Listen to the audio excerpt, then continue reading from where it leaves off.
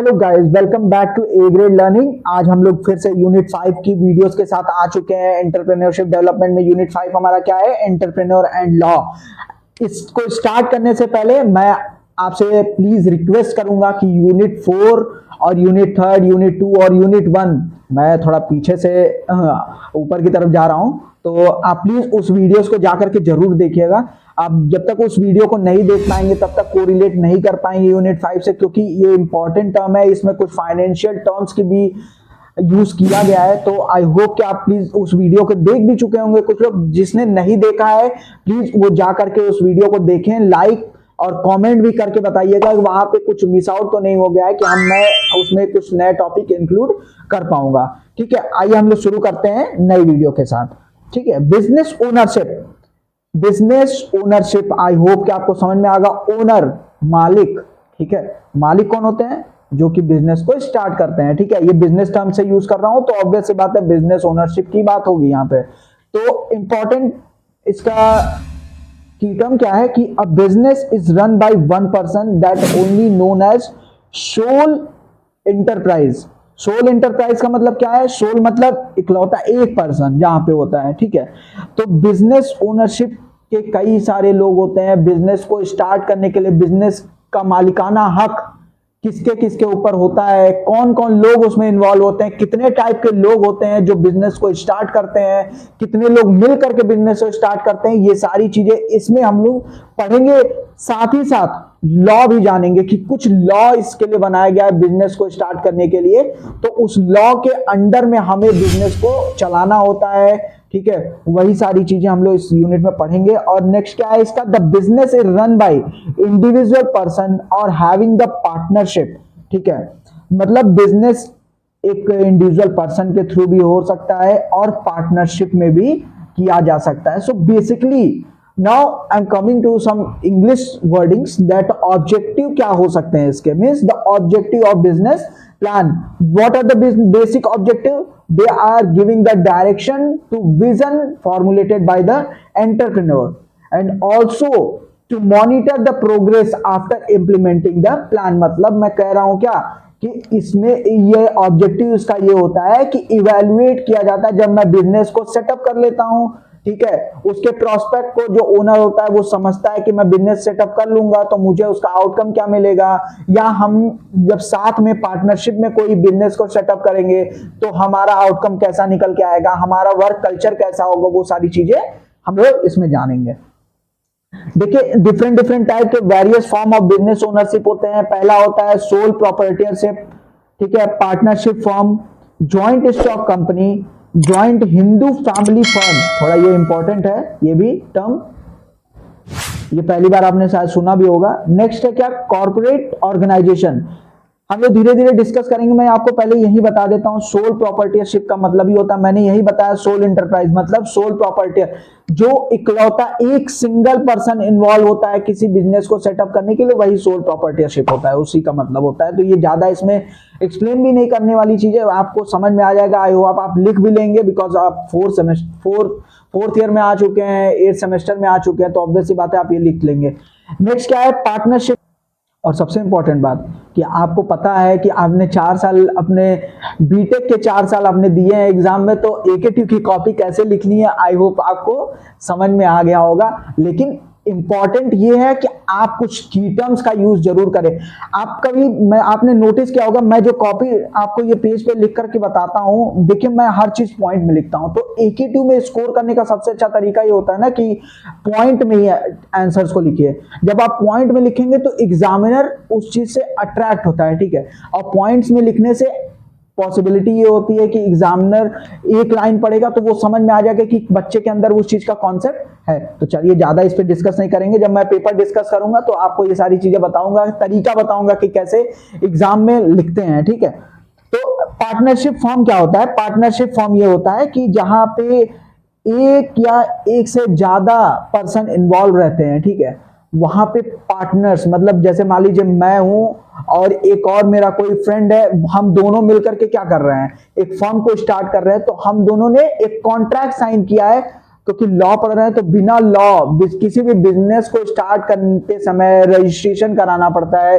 Registration कराने के बाद हमें उसमें कुछ कॉन्ट्रैक्ट साइन करने पड़ते हैं कि कुछ प्रॉफिट मेरा, कुछ प्रॉफिट मेरे फ्रेंड का, मतलब जो मेरा पार्टनर है, ठीक है। तो वो होता है पार्टनरशिप फर्म, जो पार्टनर्स के साथ या पार्टनरशिप पे खोली जाती है ऑर्गेनाइजेशन, स्मॉल स्केल हो या लार्ज स्केल बिजनेस हो, तो वो क्या होता है, पार्टनरशिप फर्म होता है।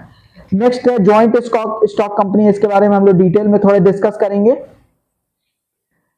जॉइंट स्टॉक कंपनी क्या होता है, जिसको हम लोग शॉर्ट फॉर्म में JSC, एग्जाम में शॉर्ट फॉर्म भी आ जाता है, तो आप थोड़ा ध्यान दीजिएगा। जॉइंट स्टॉक कंपनी का फुल फॉर्म है, ठीक है। It is a type of business organisation where the ownership of a company is divided into shares and share holders have limited liability.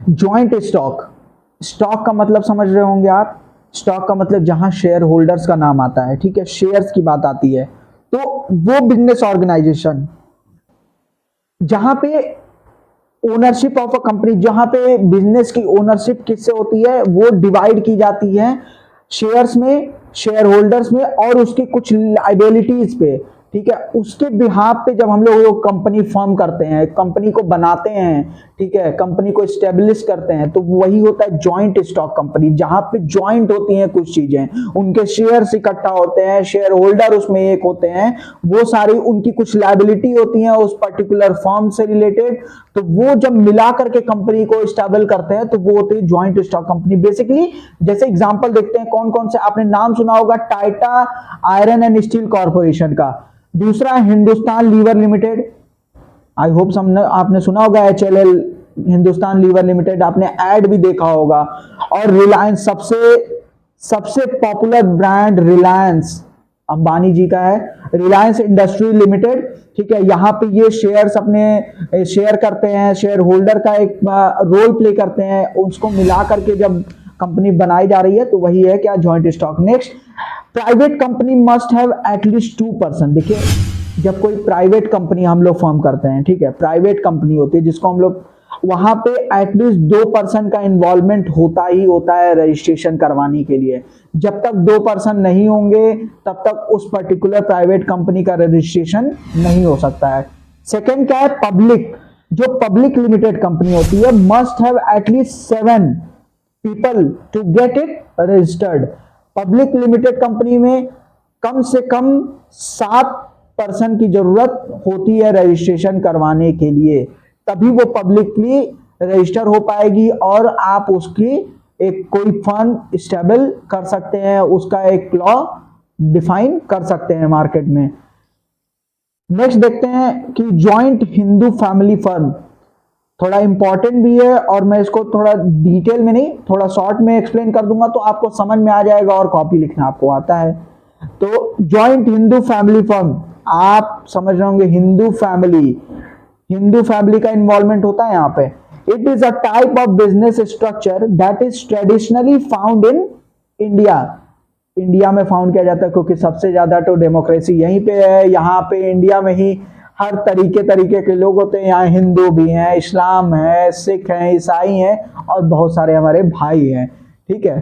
तो ये क्या है, ये एक स्ट्रक्चर होता है बिजनेस का और इंडिया में ट्रेडिशनली ये फाउंड किया जाता है, बनाया जाता है, ऑर्गेनाइज किया जाता है, स्टेबल किया जाता है कंपनी को। Known as Hindu undivided family, HUF, मतलब वो हिंदू फैमिली, आप समझिएगा, वो हिंदू फैमिली जो कि कभी डिवाइड आज तक नहीं हुई है, जिनके घर में कोई बंटवारा नहीं हुआ है और उन्होंने पुश्तैनी मतलब पूर्वजों से उनकी एक कंपनी चलती आ रही है और उसमें कोई भी डिवीजन नहीं हुआ आज तक। और मान लीजिए मैं बात करता हूं कि 1990 से कोई फर्म चल रही है, ठीक है, वो कोई हिंदू रिलीजन कमिटी है वो चला रही है उस फर्म को, ठीक है, और आज 2023 से आज तक उनके ही पूर्वज या उनकी ही आने वाली जनरेशन ने उसको आज 2023 तक वो फॉर्म लेके आए हैं, ठीक है। जैसे कि मैं बात करूंगा, सबसे बड़ा एग्जांपल आप देख सकते हैं कि अंबानी है, ठीक है। अंबानी क्या है, उनके पिताजी जो थे माननीय धीरूभाई अंबानी जी, उन्होंने स्टार्ट किया था फर्म को। अब उनकी धरोहर को संभालने वाले मुकेश अंबानी और के बेटे आकाश और अनंत अंबानी है, जो कि सोशल मीडिया पे छाए हुए हैं, आपको पता ही होगा। तो Hindu undivided family govern by Hindu succession act 1956, कि वो business that owned and manage by member of Hindu family, वो कंपनी, वो बिजनेस जो कि गवर्न और मैनेज की जाती है सिर्फ हिंदू फैमिली के थ्रू, ठीक है। और इसमें कुछ चीजें इंपॉर्टेंट आती हैं, क्या है, जो ओनर होते हैं, जो पूर्वज होते हैं, उनको कातरा बोला जाता है, ठीक है। उनको कातरा का मतलब ये हो गया कि कार्ता जो होते हैं वो हेड ऑफ द फैमिली होते हैं, ठीक है। वही सारी चीजें मैनेज करते हैं, वही प्रॉपर्टी को मैनेज करते हैं, और वही सारी चीजें इसके अंदर इंक्लूड होती है। तो जॉइंट हिंदू फैमिली फर्म वही होती है बेसिकली, कि जो हिंदू फैमिली के थ्रू मैनेज या ओन की जाती है, ठीक है। आई होप कि आपको ये समझ में आ गया होगा, बहुत इंपॉर्टेंट है ये। नेक्स्ट हम लोग जानेंगे कि how to form a company, company को हम लोग कैसे फॉर्म करेंगे, कैसे बनाएंगे कंपनी को। कंपनी को बनाने का मतलब ये नहीं है वहां पे कौन लोग का इन्वॉल्वमेंट होता है, कौन डायरेक्टर, कौन ईडी, सारी चीजें होता है। कुछ स्टेप्स फॉलो करते हैं, तो वो देख लेते हैं हम लोग। 5 स्टेप्स में होते हैं। पहला होता है identify the director of company. हम लोग कंपनी को भाई फॉर्म करते हैं, तो उसमें हमें जानना होगा ना कि डायरेक्टर कौन है, उनका आइडेंटिफिकेशन करना पड़ेगा। डायरेक्टर कौन बन सकता है, उसको हमें बनाना पड़ेगा। नेक्स्ट क्या, apply for director identification number. अब जब डायरेक्टर बन जाते हैं तो उनका एक आइडेंटिफिकेशन नंबर बनता है। देखिए बड़े फर्म की मैं बात कर रहा हूं, वहां पे ऐसे ही सारी चीजें प्रोसीजर चलता है। यूनिट थर्ड क्या है, the director need to have digital signature. अब वो डायरेक्टर जो उनको नंबर अपना मिला होगा डिन, और ठीक है, और जैसे डिजिटल सिग्नेचर भी उन्हें मिलता है। तो वो सारी चीजें वो आप समझ रहे होंगे कि जैसे किसी कंपनी के एमडी होते हैं, मैनेजिंग डायरेक्टर होते हैं। देखिए कंपनी के वो मालिक नहीं होते हैं, उनको बनाया जाता है, ठीक है, हायर किया जाता है और बताया जाता है कि आपको अब मैनेज करनी है कंपनी को, ठीक है। उनको पूरा होल सोल सब कुछ संभालना होता है। तो वो उनको एक नंबर मिलता है, उनका एक सिग्नेचर बनता है, डिजिटल सिग्नेचर जिसको हम लोग कहते हैं। स्टेप 3 में आता है। स्टेप 4 में क्या है, to register a company name. अब हम ये सारी चीजें बनने के बाद कंपनी का नेम रजिस्टर करवाएंगे, ठीक है। Step 5 to incorporate the company. अब हम लोग उसको कॉर्पोरेट सेक्टर में लेकर के आते हैं और अपनी कंपनी को, यही है how to form a company. ये भी आता है एग्जाम में, बेसिकली पूछा जाता है। एक क्वेश्चन आया है, what is public enterprise. Public enterprise आप समझ जाओगे, पब्लिक एंटरप्राइज, पब्लिक बिजनेस, ठीक है। According to the A.H. Hansen, public enterprise means government ownership of a business undertaking। मतलब बिजनेस, पब्लिक एंटरप्राइज, पब्लिक के ऊपर सबसे ज्यादा कंट्रोल किसका रहता है आज के टाइम पे, गवर्नमेंट का रहता है। तो ऑब्वियस बात है, गवर्नमेंट की तरफ से जब कंपनी या ओनरशिप होती है, गवर्नमेंट जब ओनरशिप करती है, तो वो होते हैं क्या, पब्लिक एंटरप्राइज, ठीक है। तो बिजनेस को अंडरटेक कर लेती है और गवर्नमेंट अपना पूरा अप्रूवल, पूरा टैक्स, अपनी रूल्स एंड रेगुलेशन को अप्लाई कर देती है, वही होता है public enterprise. Next, control and manage by the government, बता ही चुका हूं। जैसे एग्जांपल मैं देखता हूं, सबसे एग्जांपल से समझिए। LIC सबसे बड़ा आपने नाम सुना होगा, लाइफ इंश्योरेंस कॉर्पोरेशन, जीवन के साथ भी और जीवन के बाद भी, ठीक है। तो ये क्या होता है, LIC। Hindustan machine tools limited, food corporation of India, ये सब देखिए गवर्नमेंट के अंडरटेकिंग कंपनीज होती हैं। यहाँ पे गवर्नमेंट के रूल्स एंड रेगुलेशन को चलाया जाता है, उनके थ्रू ओनरशिप लगाई जाती है। नेक्स्ट है state trading corporation of India. ये सब एग्जांपल है किसके, पब्लिक एंटरप्राइज में। आई होप कि आपको समझ में आ गया होगा, इसको ज्यादा एक्सप्लेन करने की मुझे जरूरत नहीं है। नेक्स्ट देखते हैं, और ये हमारी यूनिट का सेकेंड लास्ट टॉपिक है। सेकेंड लास्ट क्या है कि वर्कमैन कंपनसेशन एक्ट। देखिए अब हम लॉ पे थोड़ा सा आए हैं। कुछ लॉ होते हैं, रजिस्ट्रेशन भी जो हमारी कंपनी में कराया जाता है, कुछ लॉ के थ्रू, कुछ एक्ट के थ्रू कराया जाता है।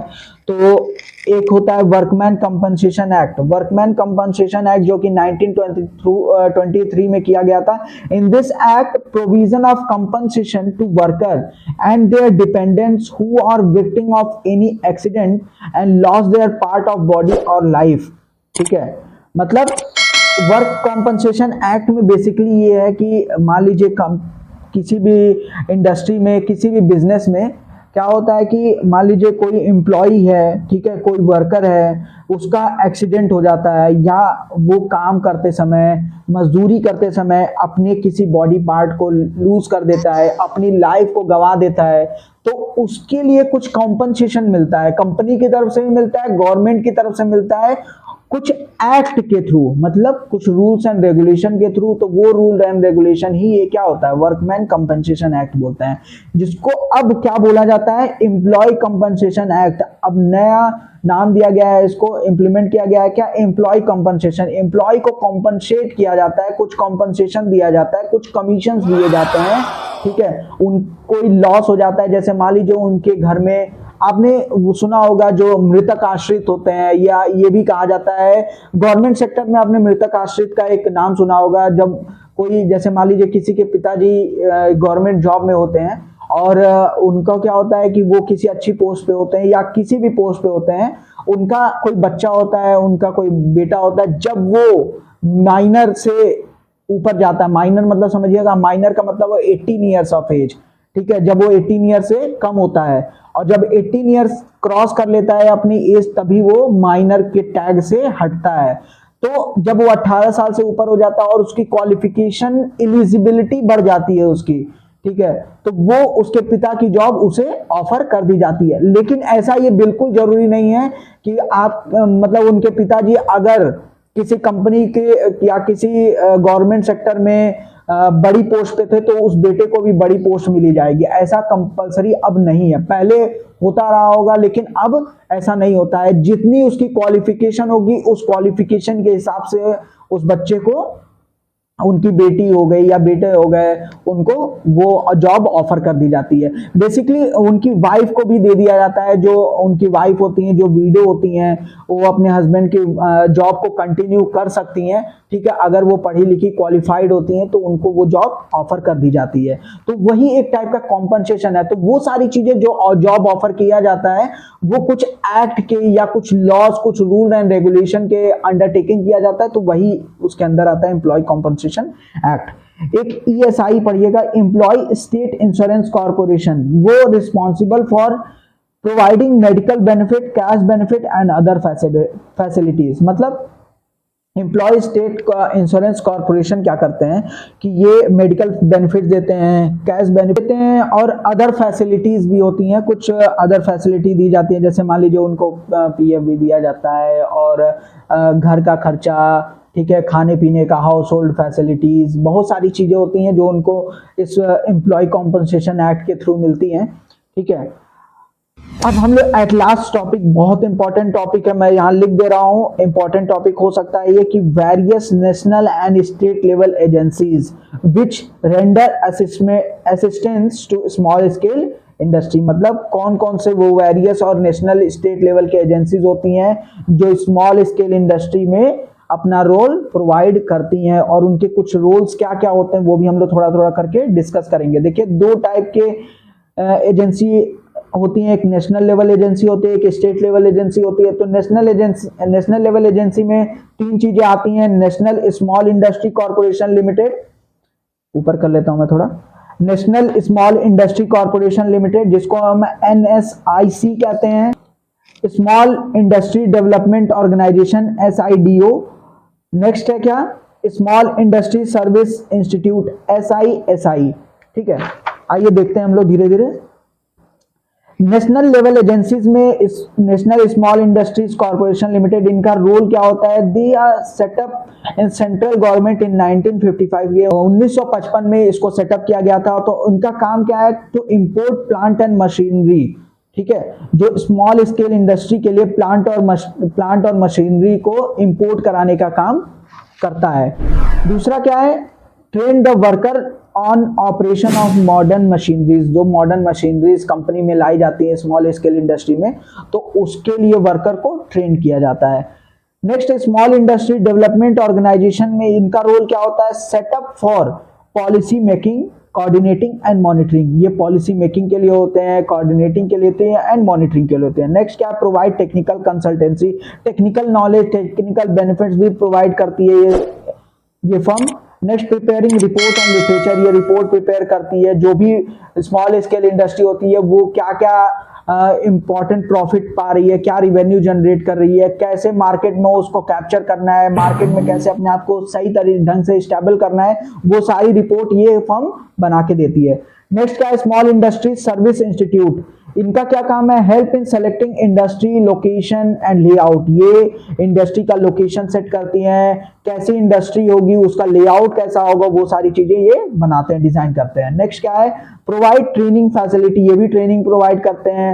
ये prepare design drawing for product, product जो बनाई जाती है स्मॉल स्केल इंडस्ट्री में उस प्रोडक्ट का लेआउट कैसा होगा, उसकी डिजाइन कैसी होगी, ठीक है, उसकी पैकेजिंग कैसी होगी, लेबलिंग कैसी होगी, वो सारी चीजें इसके अंदर आती हैं। At last state level agencies, हमने नेशनल लेवल की बात करी, अब स्टेट लेवल की बात करेंगे। इसमें भी 3 चीजें आती हैं। पहला होता है डिस्ट्रिक्ट इंडस्ट्रीज सेंटर, DIC, इसके रोल पढ़ते चलते हैं। कंसिस्ट ऑफ 1 जनरल मैनेजर, इसमें 1 जनरल मैनेजर भी होता है, 4 फंक्शनल मैनेजर होते हैं जो फंक्शनल कुछ चीजें देखते हैं प्रोडक्ट का या कंपनी का फंक्शन कैसा हो रहा है, कैसे चल रही है कंपनी, वो सारी चीजें देखते हैं। 3 प्रोजेक्ट मैनेजर होते हैं इसके अंदर, ठीक है, और इनका हेल्प क्या होता है, ये इनका काम ही होता है कंपनी को स्टार्ट करवाने का, ये लोग मिल करके कंपनी को स्टार्ट करते हैं, ठीक है, स्टेट लेवल पे। ये सर्वे भी कंडक्ट करते हैं भाई, सर्वे कंडक्ट करने का मतलब ये है ना कि मार्केट से वो निकाल के लाएंगे, डेटा एनालिसिस करेंगे कि मार्केट में इस इंडस्ट्री की जरूरत है, अगर उस इंडस्ट्री की जरूरत है तो ये सारी चीजें ऐसे गैदर होंगी। नेक्स्ट है स्टेट इंडस्ट्रीज डेवलपमेंट कॉर्पोरेशन, इसके अंदर setup for industrial development, industry को डेवलप करने के लिए इस फॉर्म का यूज किया जाता है। Provide finance to small medium and large industries, अब ये SIDC क्या करता है कि ये फाइनेंस प्रोवाइड करता है हर तरीके के फॉर्म को स्टेट लेवल पे, स्मॉल स्केल इंडस्ट्री हो, मीडियम हो, लार्ज हो, हर तरीके की इंडस्ट्री को ये क्या करता है, फाइनेंशियल सपोर्ट प्रोवाइड करता है। नेक्स्ट है provide seed capital to young entrepreneurs. अब देखिए सीड कैपिटल पे एक टर्म आपने सुना होगा, सीड कैपिटल आ सकता है ये 2 नंबर में। सीड कैपिटल क्या होता है, सीड कैपिटल का मतलब हम जानते हैं कि मतलब छोटा टर्म होता है कि जब हम लोग मान लीजिए कोई प्लांट लगाते हैं तो उसमें सीड हम लोग लगाते हैं तो वो ग्रो करता है धीरे धीरे, मतलब बेस, ठीक है। बिजनेस को स्टार्ट करने के लिए हमें जब स्टार्टिंग बिजनेस होती है तो उस समय जो कैपिटल की लागत आती है, जो जरूरत रहती है, उसी को हम लोग सीड कैपिटल कहते हैं, ठीक है। तो यंग एंटरप्रेन्योर आप समझ गए होंगे कि जब नया बिजनेस स्टार्ट होता है एकदम बेसिक स्टार्टिंग से, तो वही होता है seed capital. Next at last है directorate of industries of the state, इसमें क्या है, ये हेल्प करते हैं लाइसेंस और परमिशन दिलवाने के लिए, टू गेट लाइसेंस और permission, and help small scale industry to develop करवाने के लिए, and provide incentive benefit and subsidies also help to register SSI, small scale industry का रजिस्ट्रेशन करवाने के लिए। आई होप कि आपको ये दोनों टाइप के स्मॉल स्केल इंडस्ट्री और के जो भी एजेंसीज इन्वॉल्व होती है नेशनल लेवल पे और स्टेट लेवल पे, आपको समझ में आ गया होगा, ठीक है। ये हमारा यूनिट 5 भी आज कंप्लीट होता है। आई होप कि एंटरप्रेन्योरशिप डेवलपमेंट आपको बहुत अच्छे से समझ में आ गया होगा। हम लोग अब नई जो वीडियो लेकर के आएंगे वो कुछ क्वेश्चंस भी मैं आपके साथ डिस्कस करूंगा, प्रीवियस ईयर के क्वेश्चंस मोस्ट इंपॉर्टेंट होंगे, और देखेंगे हम कि क्या हम लोग ने जो पढ़ाई करी है अभी तक वो क्या पेपर में आता है ऐसा कुछ या नहीं आता है, ठीक है। तो वीडियो के साथ हमेशा बने रहें, और प्लीज अभी तक जिसने भी इस वीडियो को सब्सक्राइब, इस वीडियो को लाइक नहीं किया है, कमेंट आप प्लीज करके मुझे बताइएगा कि क्या आपको और रिक्वायरमेंट है, आपको और क्या जानना है पर्टिकुलर इस यूनिट से रिलेटेड, तो मैं उस पर भी कुछ वीडियो लेके आऊंगा। तो प्लीज इस वीडियो को लाइक, सब्सक्राइब, चैनल को सब्सक्राइब प्लीज करिएगा, क्योंकि अभी तक जो भी नए यूजर्स हैं हमारे वो जो देख रहे हैं, प्लीज उसको इस चैनल को सब्सक्राइब करिएगा, आपके लिए बहुत बेनिफिशियल हो सकता है आगे, और हम लोग आगे भी वीडियोस लेकर के आएंगे। और प्लीज अपने दोस्तों तक ज्यादा से ज्यादा शेयर करिए कि उन्हें 23 मई से जो एग्जाम शुरू होने वाले हैं उसमें आप अच्छा स्कोर करें, ठीक है। Thank you very much.